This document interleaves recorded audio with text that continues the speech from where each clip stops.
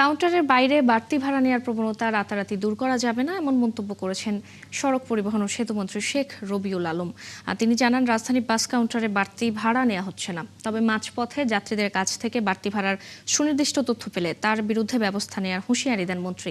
ঈদের দূরপাল্লার বাসগুলো দ্রুততার সাথে গন্তব্যে পৌঁছতে পারছে বলেও জানান মন্ত্রী। পর্যাপ্ত লোকাল বাস এবং বিকল্প নানা ব্যবস্থা নেওয়ার আশ্বাস দেন তিনি। বাস স্ট্যান্ডের বাইরে যখন অনেক যাত্রী যেতে চায়, পরিবহনের যখন একটু সংকট থাকে, তখন কিছু মানুষ ধরেন একটু বেশি পয়সা দিয়ে যাবে কি না এরকম এই সুযোগটা নিতে চায়। কারণ সবাই তো একবার পরিশুদ্ধ না, সবাই চায় ঈদকে পুঁজি করে, এখন যাত্রীর চাপ আছে, সেখানে কিছু বেশি নেওয়া যায় কিনা এই প্রবণতা তো অ্যাজ এ নেশন আমাদের আছে। আমরা প্রশ্রয় দিচ্ছি না, যেখানে অভিযোগ শুনছি ব্যবস্থা নিচ্ছি, জরিমানা করছি।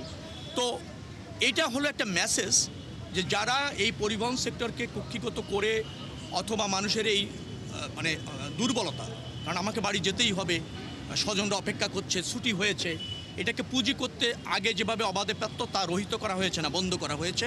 বিচ্ছিন্ন কিছু এরকম যারা চেষ্টা করছে, দেখবেন যে পর্যায়ক্রমে সেটাও বন্ধ হয়ে যাবে।